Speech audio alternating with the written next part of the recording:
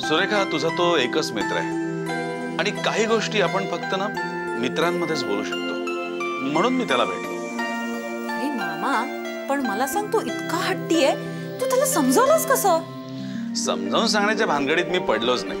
मग फक्त त्यांनी काय चूक केली आहे एवढं दाखवलं.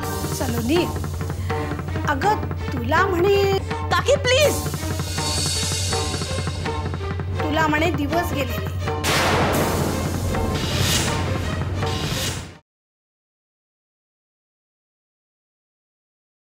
अण्णा, आई मला माफ करा, मी तुमच्याशी खोटं बोललीये.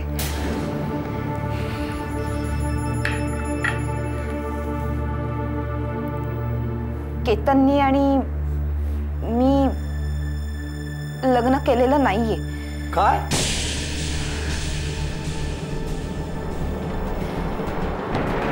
केतन येण्याआधी अण्णा माझ्याशी बोलत होते.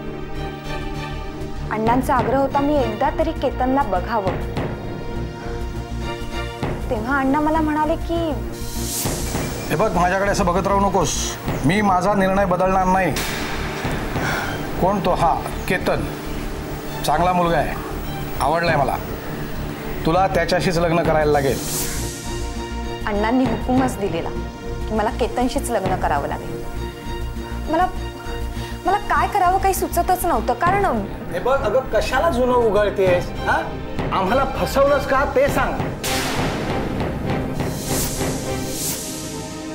थांबा अण्णा, तुम्हाला तुम्हा सगळ्यांना जे माहिती आहे ते मला माहिती व्हायचंय. मला सगळं डिटेलमध्ये ऐकायचंय. बोल ग.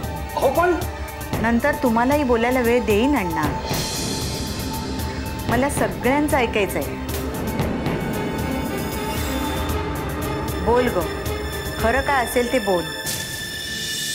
भले आम्हाला काही सहन होईल, काही नाही होणार, पण काहीही लपवून ठेवू नकोस. नाही आई, मलाही या लपवाछपवीचा उबग आलाय. माझं एका लांडग्यावर प्रेम आहे. हिमांशू नाव आहे त्याचं. गरीब घरातून आलाय, पण चांगला शिकलाय. स्वतःच्या पायावर उभं राहण्याचा प्रयत्न करतोय.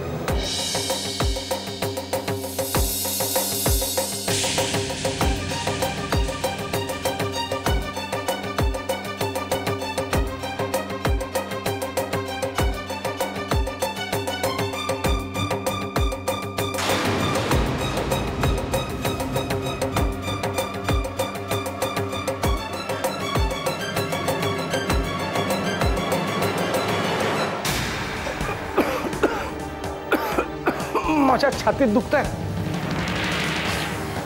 अण्णा, आज जर आता मी खरं बोलण्याचं ठरवलंय तर तुम्ही खोट्या दुखण्याचा आधार का घेताय? खरंच अण्णा,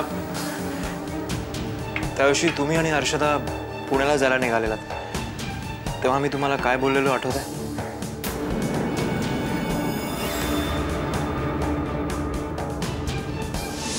नाही नाही अण्णा, विषय काढला ते बरं केलं, कारण तो विषय अजून संपलेला नाहीये.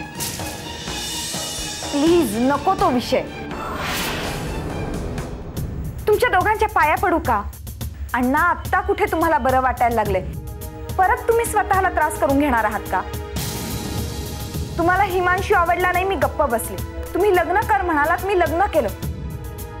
मग तरीही आता परत का? मला तुम्ही हवे आहात. हे बघ अर्चना, अण्णांना काहीही होणार नाही. तू त्यांना किती ओळखतोस? अगदी थोडं. ऑफकोर्स तुझ्या समोर अगदी नगण्य. पण जे काही कळलंय त्यावरून एक कळलं की अण्णांना काहीही झालेलं नाहीये.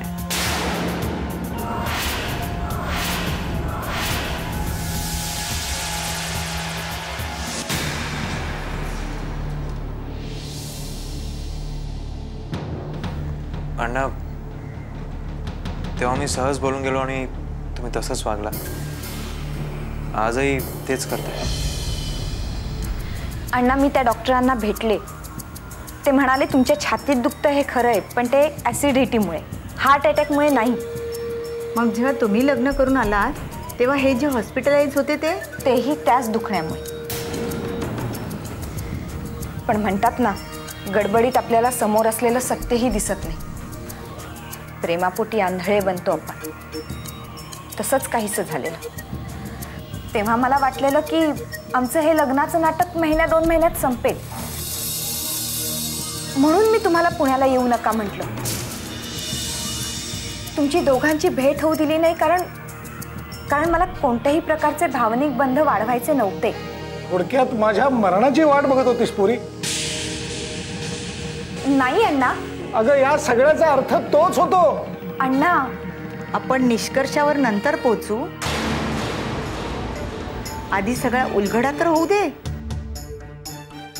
हा जो कोणी हिमांशू आहे तो शिकला किती? मेकॅनिकल इंजिनियर आहे तो. काम काय करतो? आता एका ऑटोमोबाईल कंपनीत कामाला आहे, पण लवकरच स्वतःचं वर्कशॉप उघडणार आहे तो. आणि त्यासाठी भांडवल? बँकेत प्रपोजल दिलंय लोनसाठी. गॅरेंटरवर सगळं अडलंय. आमचा बिझनेस आहे हे तुला माहीत असेलच. आम्ही आमची कामं बाहेर देतो. खरं तर आम्हाला एका वर्कशॉपची गरज आहेच. जर त्या हिमांशूला हरकत नसेल तर आमच्या केतन बरोबर तो वर्कशॉप सुरू करेल.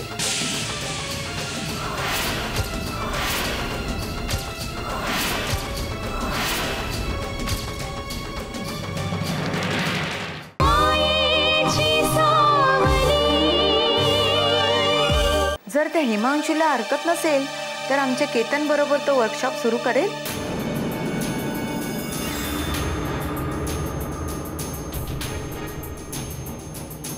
आई, पण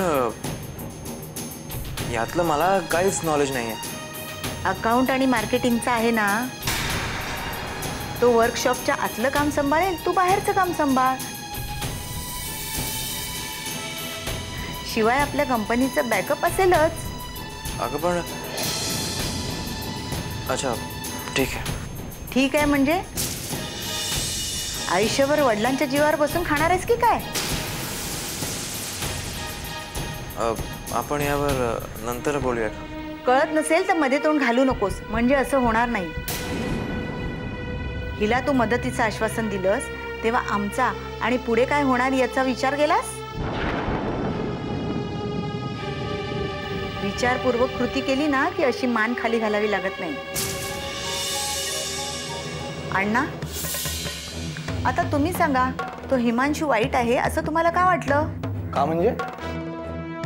हो, हे केस पांढरे उन्हाने झालेले नाहीये. त्याची नजरच सांगते. अण्णा, त्यांनी तुमच्या समोर कधी मान तरी वर केली आहे का? कशी करणार? हा, मनात चोर असेल ना की मान खालीच राहते. अण्णा. अर्षदा, तुला बोलायला वेळ दिलेला आणि तुझं बरंचसं ऐकून झालं. आता त्यांना बोलू दे. बोला अण्णा, मनात जे असेल नसेल ते बोला. मला एवढंच सांगायचं आहे की तो मुलगा हिच्या लायकीचा नाही. का म्हणजे? मी म्हणतोय ना. त्याची पारख तुम्ही कशी काय केलीत? कशी म्हणजे? तो मुलगा मला सुरुवातीपासूनच आवडलेला नाही. एक प्रकारची घृणा म्हणा ना. म्हणजे पूर्वाग्रह, बाकी तपासणी अशी नाहीच. अण्णा तुम्ही मोठे आहात, बोलताना जर एखादा शब्द कमी जास्त झाला तर माफ करा. पण हर्षदा खोटं बोलली किंवा माझा केतन खोटं बोलला म्हणून मला अजिबात राग आलेला नाही. मला राग तुमचा आलाय. मुलीने काय करावं काय नाही हे तुम्ही जरूर ठरवा, पण हे ठरवताना तिच्या मनाचा जरा तरी विचार कराल की नाही? तो मुलगा गरीब घरात जन्माला आलाय ठीक आहे, पण जरा नीट बघा, तो मुलगा स्वतःच्या पायावर उभा राहायला धडपडतोय. आज तुमच्या मुलीला त्याची पूर्ण ओळख आहे, तिला पूर्णपणे माहित आहे तो काय करतोय काय नाही. आमचा केतन बघितला, काम म्हटल्यावर लगेच गोंधळला. आणि असा मुलगा तुम्हाला आवडला का? तर त्याची फॅमिली बॅकग्राऊंड चांगली आहे. अहो पण उद्या जर फॅमिलीने ह्याच्या डोक्यावरून हात काढला, त्याच्या वडिलांनी इस्टेटीतून त्याला बेदखल केलं तर, आणि उद्या आमच्या धंद्यात दिवाळं वाजलं तर? हा माझा मुलगा असला तरी मला विश्वास त्या मुलाचा वाटतो. तो किमान हिला उपाशी तरी मारणार नाही. अहो पण तुम्ही त्याला एकदा बघा ना. गरजही नाही. मी एका सक्सेसफुल बिझनेसमॅनची बायको आहे. उगाच कुठले निर्णय घेत नाही. खऱ्याचं खरं आणि खोट्याचं खोटं करायला मला वेळ लागत नाही. अण्णा, तुम्हाला जर तुमची मुलगी सुखी राहावं असं वाटत असेल तर त्या मुलाला गाठा आणि त्या दोघांचं लग्न लावून द्या. उद्या हाच मुलगा एखादा मोठा बिझनेसमॅन असेल, तुमच्या मुलीला सुखाच्या स्वर्गात ठेवेल. पण इतक्या खात्रीनं तुम्ही कशा काय सांगू शकता? केतनचे बाबा तुम्ही पाहिले असेलच. हा किमान इंजिनियर आहे, ते तर नुसते ग्रॅज्युएटच होते, पण त्यांची स्वप्न मोठी होती. माझ्याही वडिलांना हे स्थळ पसंत नव्हतं, पण मला खूप आवडले होते. मी सरळ सांगितलं लग्न करीन तर यांच्याशी. माझ्याही वडिलांनी त्रागा केला. हां, मात्र मी असली नाटकं केली नाही. फक्त माझ्या मतांवर मी ठाम राहिले आणि आज त्याचं फळ तुम्ही बघताय. मुलगा जिद्दी असणं महत्त्वाचं. पाठीचे कणे नसलेले बरेच असतात. आणि जर तुम्हाला शक्य होत नसेल तर मी हिच्या पाठीशी उभी राहीन. आई, खरं बोललीस तर. ही असली नाटकं केलीस तर फटकेही मारीन. अण्णा, हात जोडते, एकदा निर्मळ मनाने मुलीकडे बघा. अहो, तुम्हाला त्रास नको म्हणून या खोट्याचा आधार घेत नाही, नाहीतर अशी नाही आहे ती. आता आता खरंच मला माझी लाज वाटते. मी चुकलो. हात जोडतो. अहो, हे काय करताय? अहो, चूक झाल्यानंतर माफी मागण्यात ती लाज कसली? हर्षदा, बोलाव त्याला आणण्याला. अण्णा, अगं तोंडात बसूनच गेलाय. बरं, बोलाव त्यांना, बोलणी करायलाच या म्हणा. केतनराव, तुमचे कसे आभार मानू खरंच काही कळत नाही. तुम्ही होतात म्हणून या प्रसंगातून आम्ही निभावलं. तुमच्या जागी एखादा बदमाश असता तर माझ्या मुलीची काय हालत झाली असती मला कल्पनाच नाही. आणि आई, तुमच्यामुळे आज मला खरं बोलण्याची हिंमत मिळाली, नाहीतर मी पळून जाणार होते. काय? नाही म्हणजे असं माझं म्हणणं होतं. हिमांशू तयार नव्हताच. त्याला तर तुमच्या आशीर्वादाशिवाय लग्नच करायचं नाहीये. बघा अण्णा, मी जो चांगुलपणा म्हणत होते ना तो हा. त्याने अशा खोट्याचा आधार घेणं नाकारलं.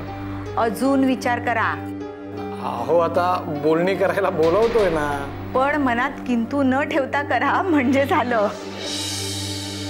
चला, आता तरी फ्रेश होऊन घ्या, मी स्वयंपाकाचं बघते. आई, मीही येते मदतीला. काही नको. अगं, तुझ्या घरी तुलाच करायचंय आणि माहेरी मुलीने काम करू नये. आई, अगं आई म्हणतेस आणि अशी चमकतेस काय? चला, अण्णांना घेऊन जा. ए ठोंब्या, जा अण्णांना घेऊन जा. चला. हो, चला अण्णा. चला. अगं जा, तू का थांबली आहेस? थँक्स आई. आई खरं सांगू, पुण्याहून येताना जितकी टेन्शनमध्ये होते ना, तेवढंच आता असं रिलीफ वाटतंय. Thanks a lot. अगं वेडाबाई, याची कल्पना मला आधीच दिली असतीस ना तर मी केव्हाच निस्तरलं असतं. आई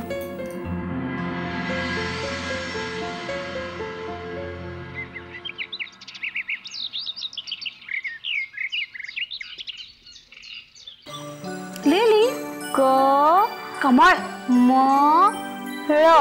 अगं बोलताना कमळ बोलतेस आणि लिहिताना काय कमल. काय आठव कमळ.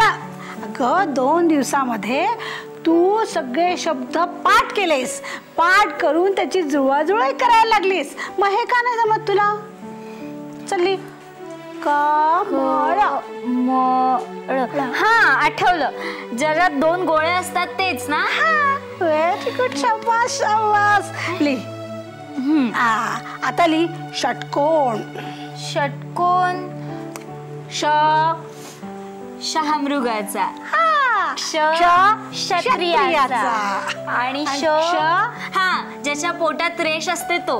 वा शाबास. गुड तर व्हेरी गुड.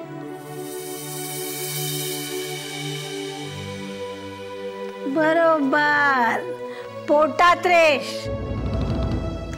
हा आता पोटात बरंच काय असतं. कुणाच्या पोटात काय असतं तर कुणाच्या पोटात काय सांगता येत नाही.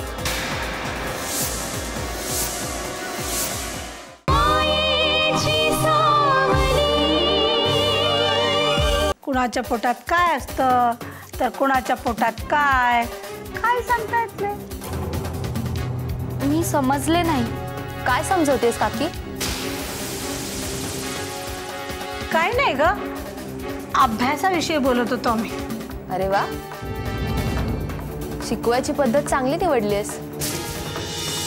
आधी भांडून आणि आता काय बोलतेस तू? तू वाचत होतीस, मी बसून जॉब करत होती. तुला त्रास नको म्हणून थोडं शिकवायला लागले तर. छान, चांगलंय. तू जॉब करायला लागलीये, शिकवायला लागलीये, सुधारणा आहे. पण मी काही चुकीचं केलं का? काकी, तू इतकी अगती कधीपासून व्हायला लागलीस? सलोनी सुधारली, डोक्यावर पडल्या. तू कशाने सुधारली? का ग असं नेहमी टोचून बोलतेस? मी कधीतरी काही वागली का? चुपचाप बसून असते, आपली कामं करते. माझ्या वागण्यात तुम्हाला नेहमी खोटच दिसते. तुम्हाला जर मी नको असेल तर तसं सांगा, मी जाईन कायमची निघून. कुठे जाऊन कुठे जाणार आहेस? कुठेही जाईन. एखाद्या मंदिरात जाईन, नाही तर वृद्धाश्रममध्ये जाऊन राहीन. की बास झाली आता तुझी नाटकं. काय तेव्हा हसल्या जगण्यापेक्षा मरण आलेलं बरं.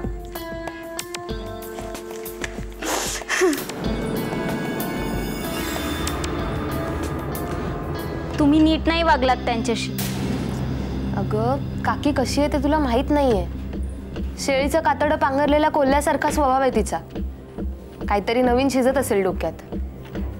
जाऊ दे, तू नको जास्त विचार करूस. तुला शिकायचं आहे ना, शिक. तू खूप शिक.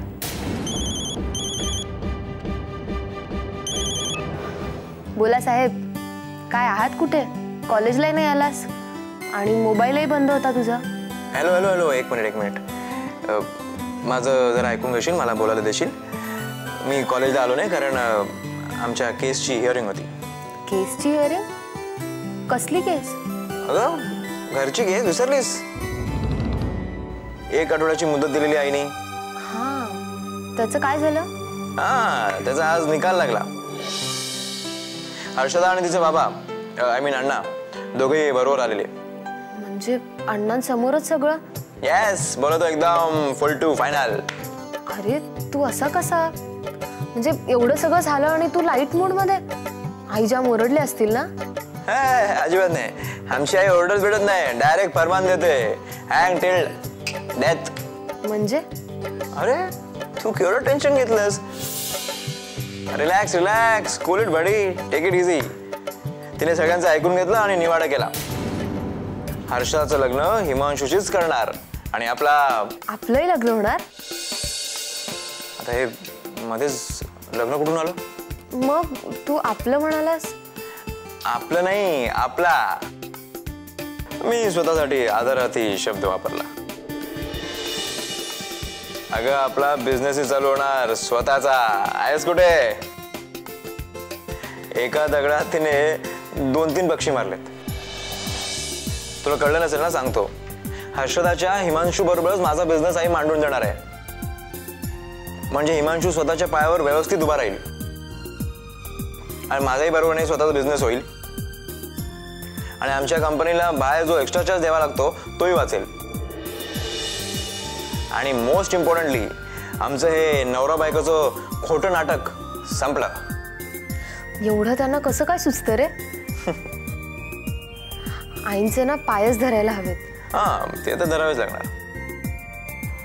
अगोदर मनधरणी करायला आणि नंतर सासू म्हणून. आता त्यांच्यासमोर आपली केस कधी उभी करणार? अगं त्याची गरजच नाही. सलोनीच्या वेळेस तू जो फोन केलेलास ना आणि मी जी धावपळ केली त्याच्यावरून ती सगळं समजलं असणार.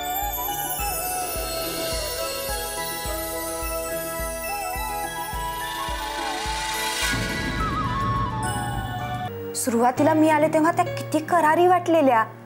घाबरायलाच व्हायचं त्यांना बघून. पण दिसतं तसं नसतं. खूप माया आहे त्यांच्या मनात. त्या करारी आहेत पण हेकेखोर नाहीयेत. मला नाही इतक्यात लग्न करायचं. सायली, संधी आली आहे ना तर ती हातातून सोडू नको. वय वाढलं ना की सगळंच कठीण होऊन बसतं. तू कधीच लग्न करणार नाहीस?